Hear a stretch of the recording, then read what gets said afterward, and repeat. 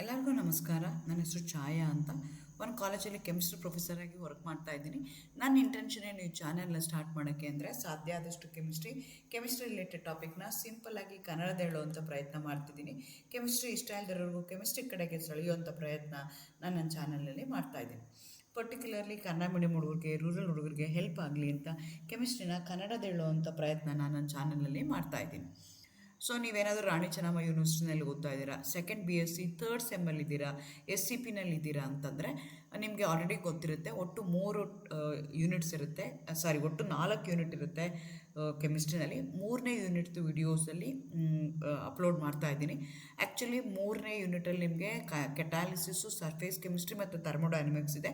ಈಗ thermodynamics videos ನಾನು upload ಮಾಡ್ತಾ ಇದ್ದೀನಿ. ಥರ್ಮೋಡೈನಮಿಕ್ಸಲ್ಲಿ ಇವತ್ತು ನಾನು 7ನೇ ವಿಡಿಯೋ ಅಪ್ಲೋಡ್ ಮಾಡ್ತಾ ಇದ್ದೀನಿ. ಎಗೇನ್ ಥರ್ಮೋಡೈನಮಿಕ್ಸ್ ಅಂತ ತೊಗೊಂಡ್ರೆ first law of thermodynamics, second law of thermodynamics, third law of thermodynamics ಇದೆ. ಸೊ ಇವತ್ತು ನಾನು ಸೆಕೆಂಡ್ ಲಾ ಆಫ್ ಥರ್ಮೋಡೈನಮಿಕ್ಸಲ್ಲಿ ಬರೋ ಅಂಥದ್ದು ಎಂಟ್ರೋಪಿ ಅಟ್ ಮಾಲಿಕ್ಯುಲರ್ ಲೆವೆಲಲ್ಲಿ ಎಂಟ್ರೋಪಿ ಏನಾಗುತ್ತೆ, calculation of entropy change for reversible and irreversible process, ಅದನ್ನು ಇನ್ ಡೀಟೇಲ್ ಆಗಿ ಹೇಳೋಣ ಅಂತ ಅಂದ್ಕೊಳ್ತಾ ಇದ್ದೀನಿ. ಎಗೇನ್ ವೆಲ್ಕಮ್ ಟು ಕೆಮ್ಚಾಯ. ನನ್ನ ಚಾನಲ್ನ ಸಬ್ಸ್ಕ್ರೈಬ್ ಮಾಡಿ, ಶೇರ್ ಮಾಡಿ, ಸಪೋರ್ಟ್ ಮಾಡಿ. ಸೆಕೆಂಡ್ ಲಾ ಆಫ್ ಥರ್ಮೋಡೈನಮಿಕ್ಸ್ ಏನು ಮಾಡುತ್ತೆ ಅಂತಂದರೆ ಇಟ್ ಟುಕ್ ಅನದರ್ ಹೊಸ ಕಾನ್ಸೆಪ್ಟನ್ನ ತೊಗೊಳುತ್ತೆ, ಎಂಟ್ರೋಪಿ ಅಂತ ಹೇಳ್ತೀವಿ. Entropy is a fundamental concept that we are going to use in thermodynamics which going to measure the degree of disorder, randomness ಏನಿದೆ, uncertainty in a system, ಅದ್ರ ಬಗ್ಗೆ ಹೇಳುತ್ತಲ್ಲ, ಅದಕ್ಕೆ ನಾವೇನಂತ ಕರಿತೀವಿ, ಎಂಟ್ರೋಪಿ ಅಂತ ಹೇಳ್ತೀವಿ. ಇದು ಸ್ಟೇಟ್ ಫಂಕ್ಷನ್. ಸೊ ಅದರದ್ದು ಫಾರ್ಮುಲಾ ಏನು ಹೇಳ್ತೀವಿ ಅಂದರೆ ΔG = ΔH T ΔS ಅಂತ ಹೇಳ್ತೀವಿ. ಎಸ್ಗೆ ನಾವೇನಂತ ಕರಿತೀವಿ, ಎಂಟ್ರೋಪಿ ಅಂತ ಕರಿತೀವಿ. T is A temperature, ΔH ಅಂದರೆ ಚೇಂಜ್ ಇನ್ ಎಂಥಾಲ್ಪಿ, ΔG ಅಂದರೆ ಚೇಂಜ್ ಇನ್ ಎನರ್ಜಿ. ಅದ್ರ ಬಗ್ಗೆ ಹೇಳ್ತಾ ಹೋಗ್ತೀವಿ. ಸೊ ಈ ಎಂಟ್ರೋಪಿ ಅಂದ್ರೇನು, ಡಿಸಾರ್ಡರ್ನೆಸ್ ಇರುತ್ತೆ. ಸೊ ನೀವು ಮಾಲಿಕ್ಯೂಲಲ್ಲಿ ಆರ್ಡರಿ ಮ್ಯಾನಲ್ಲಿ ಇದ್ದಿದ್ದು ಏನಾಗುತ್ತೆ, ಡಿಸಾರ್ಡರಿ ಮ್ಯಾನರ್ಗೆ ಕನ್ವರ್ಟ್ ಆಗುತ್ತೆ. ಅದಕ್ಕೆ ನಾವೇನಂತ ಕರಿತೀವಿ, ಎಂಟ್ರೋಪಿ ಅಂತ ಕರಿತೀವಿ. ಈ ಎಂಟ್ರೋಪಿ ಏನಿದೆಯಲ್ಲ, ಮಾಲಿಕ್ಯುಲರ್ ಲೆವೆಲಲ್ಲಿ ಏನಾಗುತ್ತೆ, it is A measure of disorder or randomness within the system, specifically the number of possible arrangements of molecules and their energies. So ಈಗ ಏನಾಗ್ತಿದೆ, ಯಾವುದೋ ಒಂದು ಪರ್ಟಿಕ್ಯುಲರ್ ಲೆವೆಲ್, ಮಾಲಿಕ್ಯುಲರ್ ಲೆವೆಲ್ ತೊಗೊಂಡ್ರೆ 2 ಆಟಮ್ಸ್ ಇರ್ತವೆ ಅಂತಂದರೆ how orderly they are arranged, what is a disorder, what is a randomness present in that particular molecule, ಅದನ್ನು ನಾನೇನು ಮಾಡಬೇಕಾಗತ್ತೆ, ನೋಡಬೇಕಾಗತ್ತೆ. Higher entropy means more disorder, more ways of energy can be distributed. The various factors influence a system's entropy, including the temperature, volume, phase changes, and molecular complexity. So, randomness ಏನಿದೆ, ಡಿಸಾರ್ಡರ್ನೆಸ್ ಏನಿದೆ, ಅದೆಲ್ಲ ಏನಾಗ್ತಾ ಹೋಗುತ್ತೆ, ಅದಕ್ಕೆ ನಾವೇನಂತ ಕರಿತೀವಿ, ಎಂಟ್ರೋಪಿ ಅಂತ ಕರಿತೀವಿ. ಸೊ ಮಾಲಿಕ್ಯುಲರ್ ಲೆವೆಲಲ್ಲಿ ಏನಾಗುತ್ತೆ ಎಂಟ್ರೋಪಿ ಅಂದರೆ, ಈಗ ಎಂಟ್ರೋಪಿ ಜಾಸ್ತಿ ಇತ್ತು ಅಂತ ತಿಳ್ಕೊಳ್ಳೋಣ, ಡಿಸಾರ್ಡರ್ನೆಸ್ ಜಾಸ್ತಿ ಇತ್ತು ಅಂತ ತಿಳ್ಕೊಳ್ಳೋಣ, ಅವೆರಡರ ಮಧ್ಯೆ ಇರುವಂಥ ಆಟಮ್ ಮಧ್ಯದಲ್ಲಿರುವಂಥ ಎಲೆಕ್ಟ್ರೋಸ್ಟಾಟಿಕ್ ಫೋರ್ಸ್ ಆಫ್ ಅಟ್ರಾಕ್ಷನ್ ಏನಿದೆ ಅಥವಾ ಇಂಟ್ರಾಮಾಲಿಕ್ಯುಲರ್ ಫೋರ್ಸಸ್ ಏನಿದೆ ಕಡಿಮೆ ಇದೆ ಅಂತ ಇಟ್ಕೊಳ್ಳೋಣ. ಅವಾಗ ಏನಾಗುತ್ತೆ, ಡಿಸಾರ್ಡರ್ ಜಾಸ್ತಿ ಆಗುತ್ತೆ. ಡಿಸಾರ್ಡರ್ ಜಾಸ್ತಿ ಆದರೆ ಎನರ್ಜಿ ಡಿಸ್ಟ್ರಿಬ್ಯೂಷನ್ ಆಗುವಂಥದ್ದು ಬೇರೆ ಬೇರೆ ಆಗುತ್ತೆ.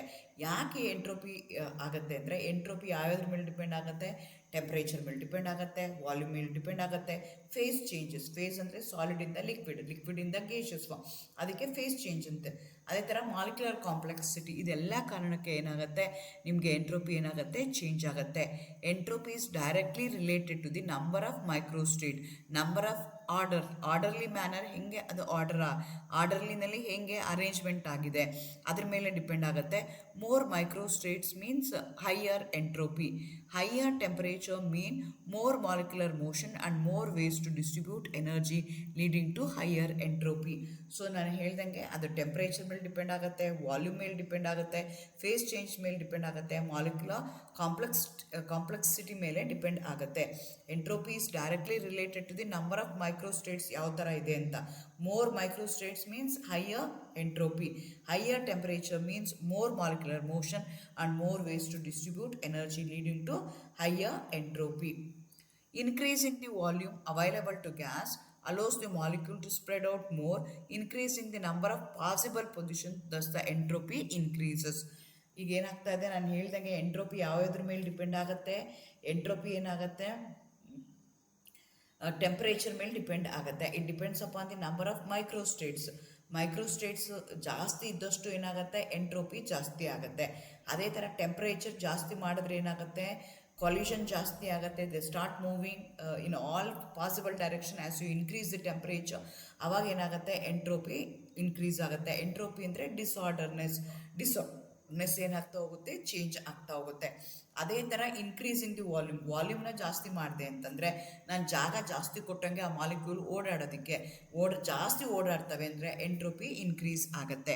ಅದೇ ಥರ ಫೇಸ್ ಟ್ರಾನ್ಸಿಷನ್ ಅಂತ ಕರಿತೀವಿ. ಸಾಲಿಡಿಂದ ಲಿಕ್ವಿಡಿಂದ ಗ್ಯಾಸ್ಗೆ ಹೋದ್ರೂ ಅಲ್ಲೂ ಏನಾಗುತ್ತೆ, ಎಂಟ್ರೋಪಿ ಜಾಸ್ತಿ ಆಗ್ತಾ ಹೋಗುತ್ತೆ. Because molecules are going to have more freedom of movement. ಸಾಲಿಡಲ್ಲಿ ಏನಾಗಿರುತ್ತೆ, strongly they going to hold. ಲಿಕ್ವಿಡಲ್ಲಿ ಅಷ್ಟು ಸ್ಟ್ರಾಂಗ್ ಇಲ್ಲ. ಗೇಷಿಯಸ್ ಮಾಲಿಕ್ಯೂಲ್ಗೆ there is no control at all, ಹಾಗಾಗಿರುತ್ತೆ. ಹಾಗಾಗಿ ಏನಾಗುತ್ತೆ, ಫೇಸ್ ಟ್ರಾನ್ಸ್ಫರ್ ಆಗ್ತಾ ಇದೆ. ಸಾಲಿಡಿಂದ ಲಿಕ್ವಿಡ್ಗೆ ಆಗ್ತಾ ಇದೆ. ಸಾಲಿಡಲ್ಲಿ ಏನಾಗಿರುತ್ತೆ, ಆರ್ಡರ್ಲಿ ಮ್ಯಾನರ್ ಇರುತ್ತೆ. ಲಿಕ್ವಿಡಲ್ಲಿ ಆದರೂ ಏನಾಗುತ್ತೆ, ಆರ್ಡರ್ಲಿ ಮ್ಯಾನರು ಕಡಿಮೆ ಆಗುತ್ತೆ. ಆರ್ಡರ್ಲಿ ಮ್ಯಾನರ್ ಕಡಿಮೆ ಆದ ತಕ್ಷಣ ಏನಾಗುತ್ತೆ, ನಿಮ್ಮದು ಎಂಟ್ರೋಪಿ ಜಾಸ್ತಿ ಆಗುತ್ತೆ. ಅದೇ ಥರ ಲಿಕ್ವಿಡ್ ಮತ್ತು ಗ್ಯಾಸಸ್ನ ಕಂಪೇರ್ ಮಾಡಿದ್ರೆ gas molecules doesn't have a hold. ಹಾಗಾಗಿ ಏನಾಗುತ್ತೆ, ಅಲ್ಲಿ ಎಂಟ್ರೋಪಿ ಜಾಸ್ತಿ ಆಗಿರುತ್ತೆ. ಒಂದು ಫೇಸಿಂದ ಇನ್ನೊಂದು ಫೇಸ್ಗೆ ಕನ್ವರ್ಟ್ ಆದಾಗ್ಲೂ ಎಂಟ್ರೋಪಿ ಇನ್ಕ್ರೀಸ್ ಆಗುತ್ತೆ. Again it depends upon molecular complexity ಅಂತ ಹೇಳಿದೆ.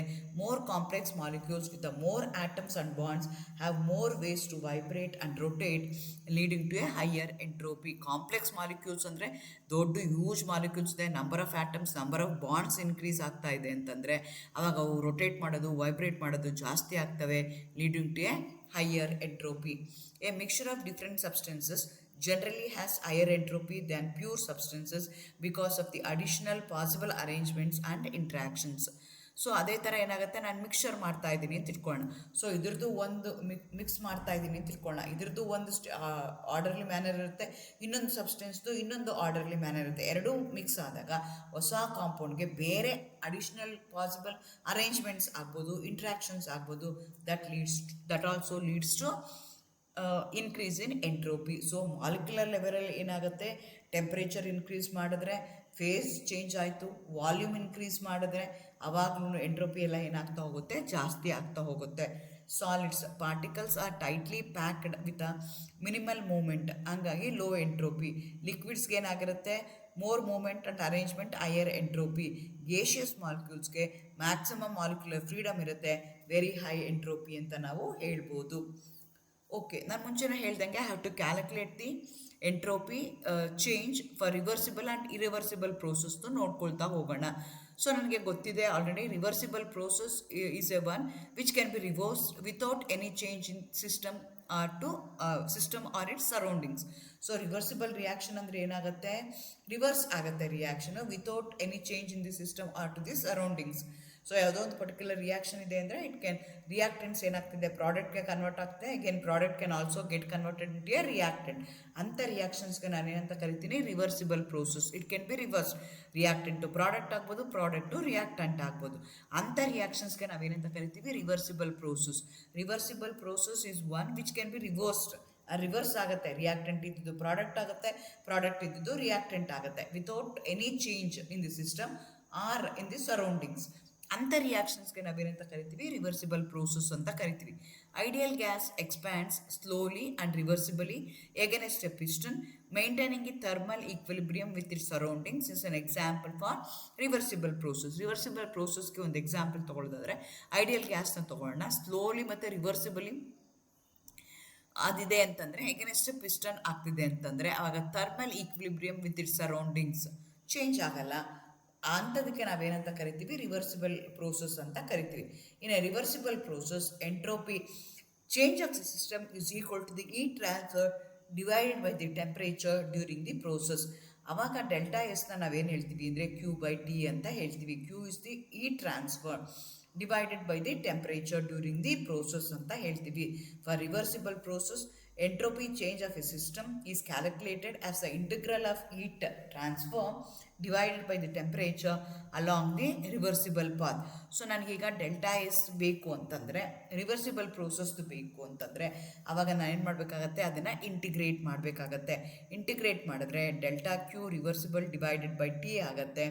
So delta S is the total change ಅದರ ಡೆಲ್ಟಾ ಎಸ್ ಅಂತಂದರೆ ಇನಿಷಿಯಲಿ ಮತ್ತು ಇನಿಷಿಯಲ್ ಸ್ಟೇಜು ಫೈನಲ್ ಸ್ಟೇಜ್ ಮೇಲೆ ಇರೋವಂಥ ಡಿಫ್ರೆನ್ಸ್ ಏನಿದೆಯಲ್ಲ, ಅದಕ್ಕೆ ನಾನೇನಂತ ಕರಿತೀನಿ, ಡೆಲ್ಟಾ ಎಸ್ ಅಂತ ಕರಿತೀನಿ. ಡೆಲ್ಟಾ ಎಸ್ ಟೋಟಲ್ ಅಂತಂದರೆ it's A total entropy change for A reversible process including both system and surroundings is zero ಅಂತ ಹೇಳ್ತೀವಿ. ಸೊ ರಿವರ್ಸಿಬಲ್ ಪ್ರೋಸೆಸ್ಸಲ್ಲಿ ಏನಾಗುತ್ತೆ, ಡೆಲ್ಟಾ ಎಸ್ ಏನಾಗುತ್ತೆ, ಝೀರೋ ಆಗುತ್ತೆ.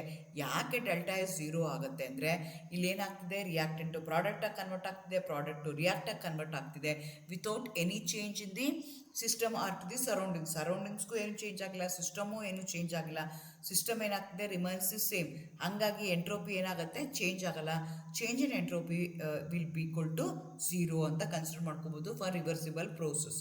ಅದೇ ಥರ ಇರ್ರಿವರ್ಸಿಬಲ್ ಪ್ರೋಸೆಸ್ ಅಂತಂದರೆ, the process is a one which cannot be reverse without living some change in the system or it surroundings. ಈಗ ಏನಾಗಿದೆ, ರಿಯಾಕ್ಟೆಂಟ್ಸ್ ಏನಾಗ್ತಿದೆ, ಪ್ರಾಡಕ್ಟ್ ಆಗಿ ಕನ್ವರ್ಟ್ ಆಗ್ತಾ ಇದೆ. ಆದರೆ ಮತ್ತೆ ಪ್ರಾಡಕ್ಟ್ ಒಂದ್ಸಲ ಪ್ರಾಡಕ್ಟ್ ಇಸ್ ಫಾರ್ಮ್ಡ್ ಅಂತಂದರೆ ಅವಾಗ ಏನಾಗುತ್ತೆ, ಮತ್ತೆ ರಿಯಾಕ್ಟೆಂಟ್ಸ್ ಆಗಿ ಅದು ಕನ್ವರ್ಟ್ ಆಗಲ್ಲ. ಅಂಥ ರಿಯಾಕ್ಷನ್ಗೆ, ಅಂಥ ಪ್ರೋಸೆಸ್ಗೆ ನಾವೇನಂತ ಕರಿತೀವಿ, irreversible. As the name indicates, it cannot be reversed. Reverse ಮಾಡಿದ್ರೆ ಏನಾಗುತ್ತೆ, there will be change in the system or it ಸರೌಂಡಿಂಗ್ಸ್ಗೆ ಚೇಂಜ್ ಮಾಡಿ ಅದು ಆಗುತ್ತೆ. ಅದಕ್ಕೆ ನಾವೇನಂತ ಕರಿತೀವಿ, ಇರಿವರ್ಸಿಬಲ್ ಪ್ರೋಸೆಸ್ ಅಂತ ಕರಿತೀವಿ. ಎಕ್ಸಾಂಪಲ್ ತೊಗೊಳ್ಳೋದಾದರೆ, ಈ transfer from a hot reservoir to a cold reservoir is irreversible. ಈಗ ಟೆಂಪ್ರೇಚರ್ ಏನಾಗ್ತಾ ಇದೆ, ಹೈಯಿಂದ ಲೋ ಮಾಡಿಬಿಟ್ಟಿದ್ವಿ, ಆದರೆ ಲೋ ಇದ್ದದ್ದು ಮತ್ತೆ ಏನಾಗುತ್ತೆ, ಹೈ ಆಗೋಕ್ಕೆ ಸಾಧ್ಯ ಇಲ್ಲ. ಈಗ ಬಿಸಿ ನೀರಿದೆ ಅಂತ ಇಟ್ಕೊಳ್ಳೋಣ, ಆ ಬಿಸಿ ನೀರಿಗೆ ಏನು ಮಾಡಿಬಿಟ್ಟಿದ್ದೀವಿ ನಾವು, ಜಾಸ್ತಿ ತಣ್ಣೀರು ಹಾಕ್ಬಿಟ್ಟು ತಣ್ಣಗೆ ಮಾಡಿಬಿಟ್ಟಿದ್ದೀವಿ ಅಂತಂದರೆ, ಆ ತಣ್ಣಗೆ ಆಗಿರೋದನ್ನು ನಾನು ಬಿಸಿ ಮಾಡೋಕ್ಕೆ ಆಗಲ್ಲ. ಓನ್ಲಿ ಒನ್ ಡೈರೆಕ್ಷನಲ್ಲಿ ಮಾತ್ರ ರಿಯಾಕ್ಷನ್ ಆಗುತ್ತೆ. ಹಾಟ್ ಇದ್ದದ್ದನ್ನು ಏನು ಮಾಡ್ಬೋದು, ನಾನು ಕೋಲ್ಡ್ ಮಾಡ್ಬೋದು. ಆದರೆ ಕೋಲ್ಡ್ ಇದ್ದದ್ದನ್ನು ನಾನು ಏನು ಮಾಡ್ಬೋದು, without making any changes hot ಮಾಡೋಕ್ಕೆ ಕಷ್ಟ ಆಗುತ್ತೆ. ಅಂಥ ರಿಯಾಕ್ಷನ್ಗೆ ನಾವೇನಂತ ಕರಿತೀವಿ, ಇರಿವರ್ಸಿಬಲ್ ರಿಯಾಕ್ಷನ್ಸ್ ಅಂತ ಕರಿತೀವಿ. Entropy of the cold reservoir increases, entropy of the hot reservoir decreases, hence a net increase in entropy of the universe is positive ಅಂತ ನಾವು ಕನ್ಸಿಡರ್ ಮಾಡ್ಕೋಬೋದು. For irreversible process, entropy change of the system is greater than T by Q. The total entropy change of this system and the surroundings is positive ಅಂತ ಹೇಳ್ಬೋದು. ಸೊ ನಿಮಗೆ delta S ಗೊತ್ತಿದೆ, delta S ಏನಾಗುತ್ತೆ, delta Q by T ಅಂತ ಹೇಳ್ತೀವಿ. ಅದರದ್ದು in case of irreversible ಪ್ರೋಸೆಸ್ನ ಕನ್ಸಿಡರ್ ಮಾಡಿಕೊಂಡ್ರೆ ಅದು ಜಾಸ್ತಿ ಇರುತ್ತೆ. The entropy change for the reversible process is always greater than heat transfer divided by the temperature. The total entropy delta S for irreversible process is always positive. It is greater than 0. Reversible process ಆದರೆ is equal to 0 ಆಗುತ್ತೆ. Irreversible process ಆದರೆ that is greater than 0 ಅಂತ ಹೇಳ್ತೀವಿ. ಅದೇ ಥರ ಈ scale, ಟೆಂಪ್ರೇಚರ್ದು ಒಂದು scale ಇದೆ. ಟೆಂಪ್ರೇಚರಲ್ಲೇ ಹೇಳ್ತೀವಿ ಹೀಟ್ನ ನಾವು. ಹಾಗಾಗಿ ಟೆಂಪ್ರೇಚರ್ಗೆ ಒಂದು ಸ್ಕೇಲ್ ಇದೆ. ಆ ಸ್ಕೇಲ್ಗೆ ನಾವೇನಂತ ಕರಿತೀವಿ, ಕೆಲ್ವಿನ್ ಸ್ಕೇಲ್ ಅಂತ ಕರಿತೀವಿ. ಇಲ್ಲಾಂದರೆ ಅಬ್ಸಲ್ಯೂಟ್ ಟೆಂಪ್ರೇಚರ್ ಸ್ಕೇಲ್ ಅಂತ ಹೇಳ್ತೀವಿ. Purely based on laws of thermodynamics, not on the property of any substance. Kelvin ಅಂತ ಹೇಳ್ತೀವಿ ಅದ್ರದ್ದು ಯೂನಿಟ್ಟು, ಅಥವಾ it's going to start from absolute 0 ಅಂತ ಕನ್ಸಿಡರ್ ಮಾಡ್ತೀವಿ. A point where the molecular motion theoretically ceases. So ಈ absolute ಝೀರೋನಲ್ಲಿ ಏನಾಗುತ್ತೆ, molecular ಮೋಷನ್ನೇ ಆಗಲ್ಲ, ಎಂಟ್ರೋಪಿನೇ ಅದು ಚೇಂಜ್ ಆಗಲ್ಲ, ರ್ಯಾಂಡಮ್ನೆಸ್ ಏನಿರುತ್ತಲ್ಲ ಹಾಗೇ ಉಳ್ಕೊಳ್ಳುತ್ತೆ. ಆ ಪಾಯಿಂಟ್ಗೆ ನಾವೇನಂತ ಕರಿತೀವಿ, ಅಬ್ಸಲ್ಯೂಟ್ 0 ಅಂತ ಕರಿತೀವಿ. Kelvin scale is an absolute temperature scale, meaning the 0 point is the lowest possible temperature. Absolute 0 is to -273.15 ಇದೆ. ಯೂಶಲಿ 15ನ ನಾವು ನೆಗ್ಲೆಕ್ಟ್ ಮಾಡ್ತೀವಿ, 273 ಡಿಗ್ರಿನ ನಾವು ಕನ್ಸಿಡರ್ ಮಾಡ್ತೀವಿ. 0 ಪಾಯಿಂಟ್ ಅಂದರೆ 0K is absolute 0 where entropy and molecular motions are minimum. ಎಂಟ್ರೋಪಿನೂ ಇರಲ್ಲ, molecular motion minimum ಇರುತ್ತೆ. ಅದಕ್ಕೆ ನಾವೇನಂತ ಕರಿತೀವಿ, ಅಬ್ಸಲ್ಯೂಟ್ 0 ಅಂತ ಕರಿತೀವಿ. No negative values, since it measures the energy, temperature cannot be less than 0 in this scale.